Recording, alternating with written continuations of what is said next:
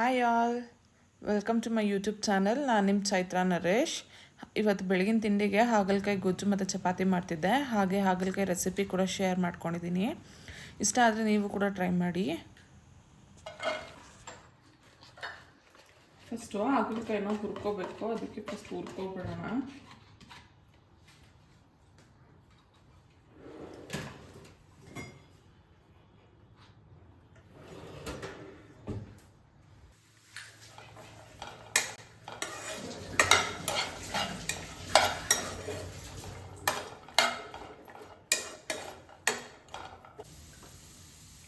ಒಂದು ಸ್ವಲ್ಪ ಸಾಲ್ಟ್ ಹಾಕೋತೀನಿ, ಮತ್ತು ಗೊಜ್ಜಿಗೆ ಹಾಕೋಬೇಕು. ಜಸ್ಟ್ ಇದಕ್ಕೆ ಫ್ರೈ ಆಗೋಕ್ಕೆ ಸ್ವಲ್ಪ ಸಾಲ್ಟ್.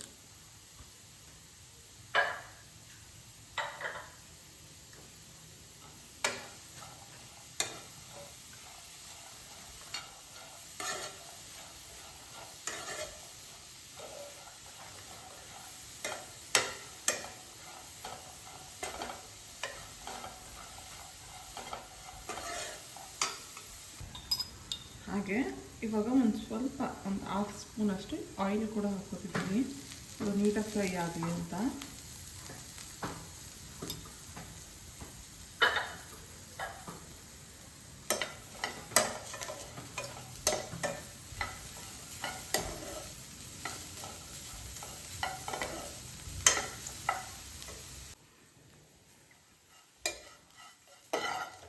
ಇಷ್ಟು ಫ್ರೈ ಆಗಿದೆ. ಇನ್ನೊಂದು ಚೂರು ಫ್ರೈ ಆದರೆ ಹಾಗಲಕಾಯಿ ಫ್ರೈ ಆಗಿರುತ್ತೆ.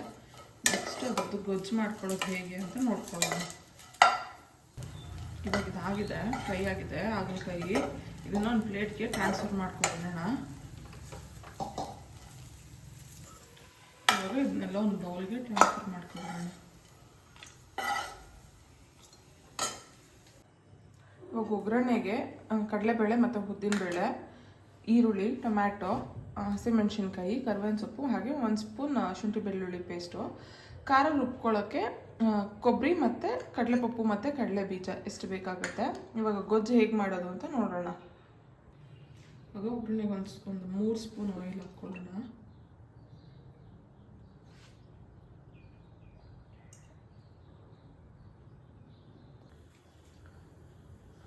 ಇದಕ್ಕೊಂದು ಸ್ವಲ್ಪ ಸಾಸಿವೆ ಸಿಡ್ಲಿದೆ ಅನ್ನುವಾಗ ಕಡಲೆಬೇಳೆ ಮತ್ತು ಉದ್ದಿನಬೇಳೆ.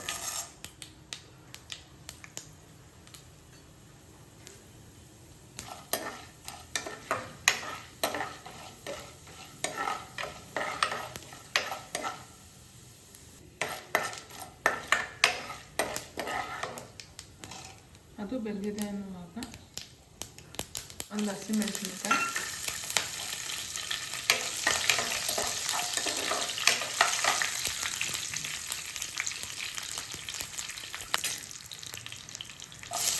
ಈರುಳ್ಳಿ,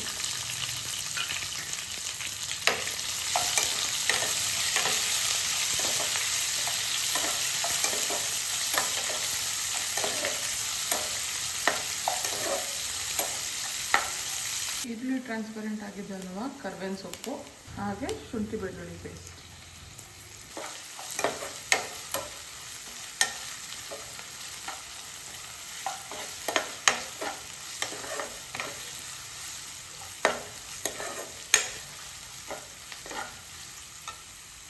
ಇವಾಗ ಇದಕ್ಕೆ ಒಂದು ಟೊಮ್ಯಾಟೊ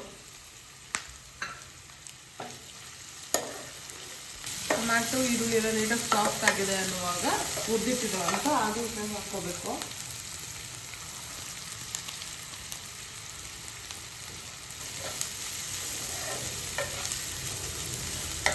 ನೀಟಾಗಿ ಎಣ್ಣೆಯಲ್ಲೇ ಫ್ರೈ ಹಾಕ್ಬಿಡ್ಬೇಕು. ಹಾಗಲಕಾಯಿ ಹುರಿಯುವಾಗ ಒಂದು ಸ್ವಲ್ಪ ಸಾಲ್ಟ್ ಹಾಕಿರೋದ್ರಿಂದ ಇವಾಗ ನೋಡಿಕೊಂಡು ಸಾಲ್ಟ್ ಹಾಕ್ಕೋಬೇಕು.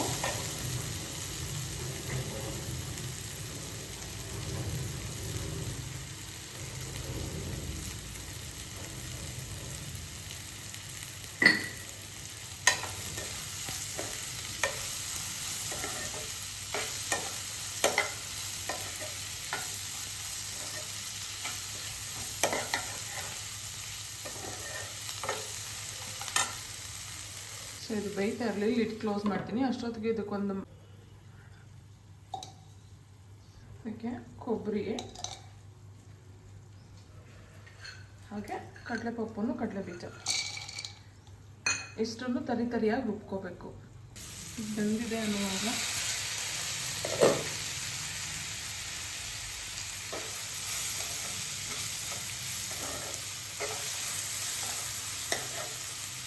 ಇವಾಗ ಇದಕ್ಕೆ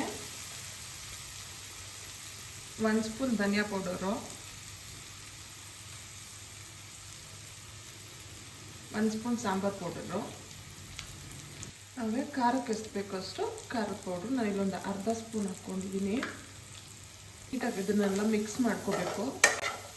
ಇದೆಲ್ಲ ನೀಟಾಗಿ ಮಿಕ್ಸ್ ಆಗಿದೆ ಅನ್ನುವಾಗ ಹುಣಸೆಹಣ್ಣು ನೀರು, ಹುಣಸೆಹಣ್ಣು ನೆನೆಸಿಟ್ಕೊಂಡಿರ್ತೀವಲ್ಲ ಅದರದ್ದು ನೀರು ಹಾಕ್ಕೋಬೇಕು.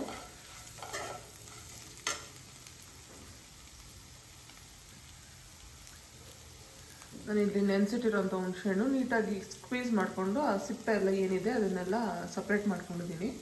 ಇವಾಗ ಈ ಹುಣಸೆಹಣ್ಣು ನೀರನ್ನ ಹಾಕ್ಕೊಂಡಿದ್ದೀನಿ.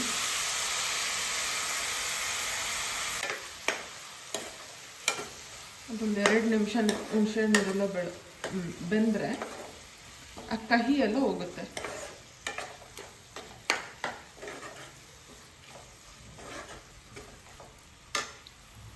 ಗೊಜ್ಜು ಕನ್ಸಿಸ್ಟೆನ್ಸಿಗೋಸ್ಕರ ಒಂದು ಸ್ವಲ್ಪ ನೀರನ್ನ ಕೂಡ ಹಾಕ್ಕೊಂಡಿದ್ದೀನಿ. ಒಂದು ಅರ್ಧ ಕಪ್ ಹಾಕ್ಕೊಂಡಿದ್ದೀನಿ.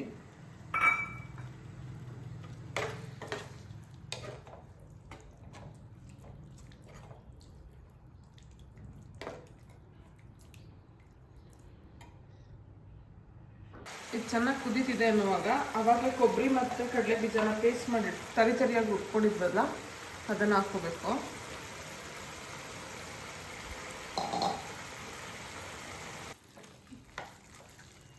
ಕಡಲೆಬೀಜ ಮತ್ತು ಕೊಬ್ಬರಿನ ಹಾಕ್ಕೊಂಡು ಒಂದು 2 ನಿಮಿಷ ಈ ಥರ ಬಿಟ್ಕೊಂಡ್ರೆ ಇದು ಗೊಜ್ಜದು ಕನ್ಸಿಸ್ಟೆನ್ಸಿಗೆ ಬರುತ್ತೆ. ಇವಾಗ ಲಾಸ್ಟಲ್ಲಿ ನೀವು ಕೊತ್ತಂಬರಿ ಸೊಪ್ಪನ್ನ ಹಾಕ್ಕೊಂಡ್ರೆ ಹಾಗಲಕಾಯಿ ಗೊಜ್ಜು ರೆಡಿ ಆಗುತ್ತೆ. ಒಂದು ಸ್ವಲ್ಪನೂ ಕಹಿ ಇರಲ್ಲ. ಬೇಕು ಅಂದರೆ ನೀವು ಕೂಡ ಟ್ರೈ ಮಾಡ್ಬೋದು. ಇವಾಗ ಲಾಸ್ಟಲ್ಲಿ ಒಂದು ಸ್ವಲ್ಪ ಕೊತ್ತಂಬರಿ ಸೊಪ್ಪು ಹಾಕ್ಕೊಂಡು ಒಂದು ಸ್ವಲ್ಪ ಮಿಕ್ಸ್ ಮಾಡ್ಕೊಬಿಟ್ರೆ ಹಾಗಲಕಾಯಿ ಗೊಜ್ಜು ರೆಡಿ ಆಗುತ್ತೆ. ಸ್ಟವ್ ಆಫ್ ಮಾಡಿ ಲಿಡ್ ಕ್ಲೋಸ್ ಮಾಡಿಬಿಟ್ರೆ ಹಾಗಲಕಾಯಿ ಗೊಜ್ಜು ರೆಡಿ. ಇವಾಗ ಇದಕ್ಕೆ ಕಾಂಬಿನೇಷನ್ ಆಗಿ ಚಪಾತಿ ಮಾಡ್ಕೊಳ್ಳೋಣ. ಸೊ ಚಪಾತಿ ಮಾಡ್ಕೊಳ್ಳೋಕ್ಕೆ ಚಪಾತಿ ಹಿಟ್ಟನ್ನ ಫಸ್ಟೇ ನೆನೆಸಿಟ್ಕೊಂಡಿದ್ದೆ.